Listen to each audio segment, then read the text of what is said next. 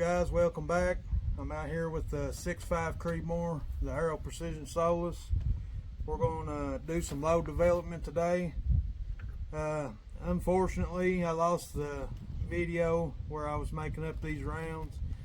Pretty much what I used was what's called the Satterley method, named after Scott Satterley. He's a precision shooter. And what we did is started up toward the top of the powder charge range for 6.5 Creedmoor with the powder that I'm using, which is Hodgdon Superformance. The maximum load was, I think, 44.7 or 44.91, but anyway, I backed it down a little bit and I'm starting at 44.3 grains, and then we dropped 0.3 grains down 10 cartridges. So each cartridge is 0.3 grains less of a powder charge than the one before it. We'll shoot these through a chronograph, and after we're done shooting, we'll take all our results, put them on a graph, and you'll see plateaus on the graph between 3 different powder charges where the velocity doesn't really gain or change a lot. We want to hit in the middle of that, and that'll give us the smallest standard deviation and string spread on our feet per second for our round. So right now I'm not shooting for accuracy. I'm not doing anything but putting these rounds across this chronograph. At the same time, this is the first shots through this gun, and I am going to attempt to put some rounds on target and see if I can halfway adjust my scope at the same time while we're doing this. Kind of kill 2 birds with 1 stone. I don't do barrel break-ins. It definitely doesn't hurt anything to do a barrel break-in, but I've heard a lot of the pros say that they can't tell any difference at all, so it's aggravating enough to try to drag all this crap out. I'm not about to sit here and try to break this gun down, clean it in between each round. So we'll go ahead and get started here. I got the chronograph on.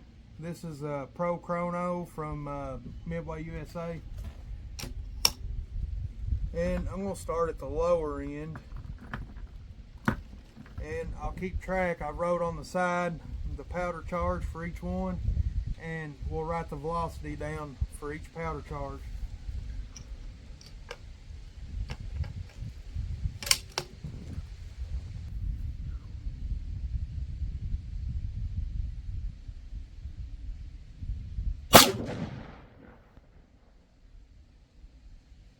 Alright, we're ready for our next round. This round will have 0.3 grains more of powder.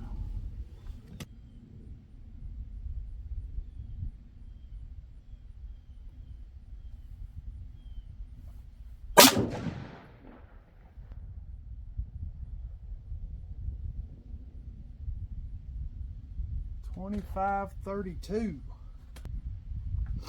All right, so we went from 24.74 to 25.32 with just 0.3 grains more of powder.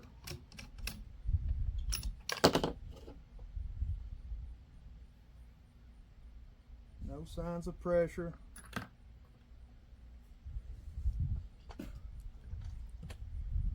Next round should be 42.2 grains.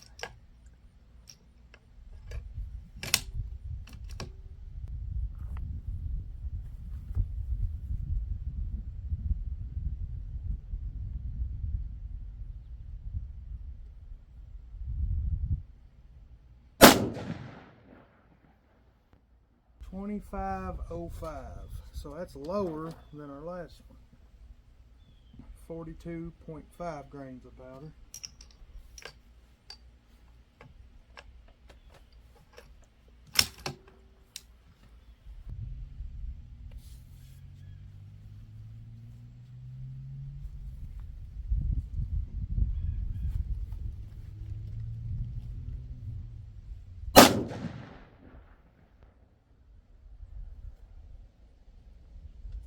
$25.36.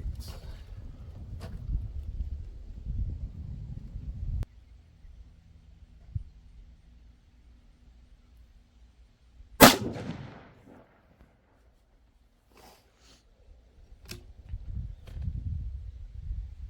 was 2547. 2547. As you go up in powder charge, you want to look for signs of high pressures. If you hit those signs of high pressures, it's a good place to stop. You can tell that if the bolt handle's hard to raise, that's one sign. Or if your primers are flattened out on the back, it's hard to see the gap. You know, the primer has mushed to almost blend in with the back of the cartridge. That's another good sign of high pressure. We're not seeing that so far, so we're good.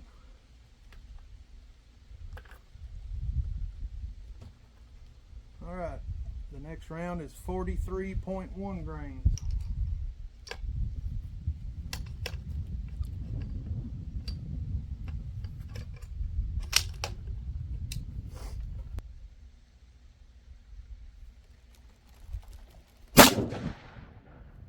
Velocity was 2552.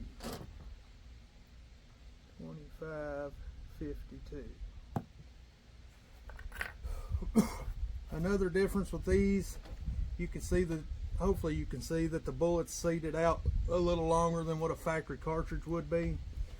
That's because I've used Hornady's overall length gauge, which allows you to put a cartridge in and push a bullet to where it touches your lands, the lands of your barrel. And I did that and then subtracted about 20 thousandths off of that measurement, and that gave me my seating depth where the bullet is seated out with just a 20 thousandths jump to the lands. Once we get our ideal powder charge dialed in, we'll start playing with overall length changes. We'll keep coming back, say 20 thousandths at a time, until we see consistent real tight groups, which is just another part of load development. All right, here's our next round. Should be 43.4 grains of powder.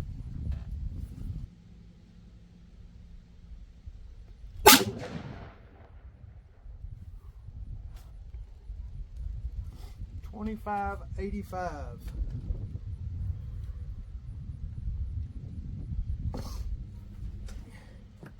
I probably should have mentioned the bullet I'm using is Hornady's 143 grain ELDs. This is first rounds going through this barrel. Like I said, we're not shooting for groups right now. We're trying to find our ideal powder charge.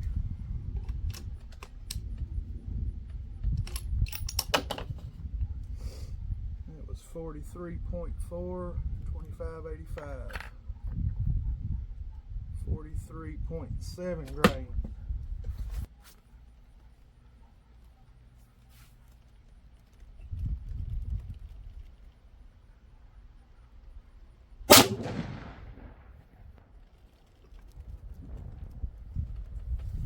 All right, we got 25.49. 25.49. So that's actually lower than our last two. And this isn't the greatest chronograph in the world, so hopefully we're getting fairly accurate readings, which it is normal for you to be able to go up in powder charge and the velocity actually come down. And that's the nose that we're kind of looking for, where we could get our powder charge within that range to where our velocity is not going to change a whole lot. 44 grain.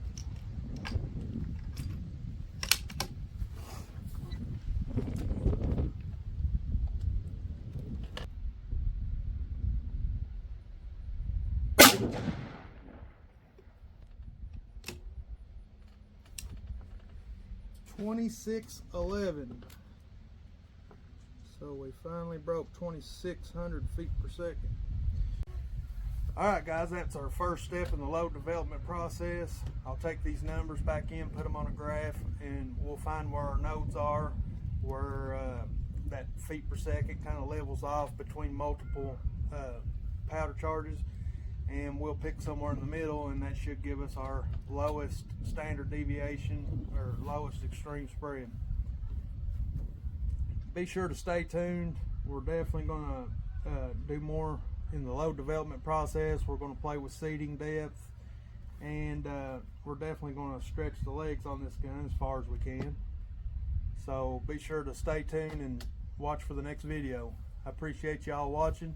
Be sure to check in the description for my campsite page. There's a link there to it.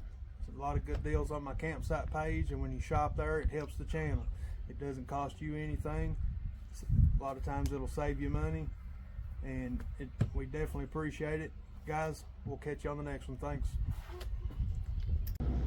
Alright guys, I got the information from our chronograph entered into the computer here and into a graph, and what I was talking about with nodes, you can see our powder charge weight down here at the bottom. Like I said, we went up in, we started at 43.7, actually started at 44. I don't know why that's not on here, but decreased in 0.3 grain increments,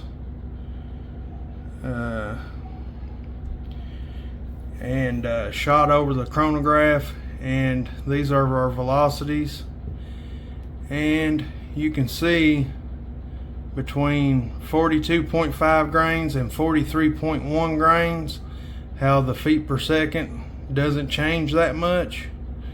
So we're going to pick 42.8 grains in the middle of that, and that gives us as much room as possible to keep our feet per second spread as small as possible.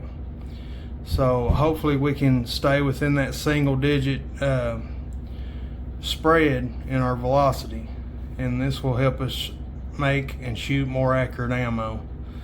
So this concludes our powder development process. Now we'll move on to seating depth, and we'll play with our seating depth and find the optimal seating depth for our barrel.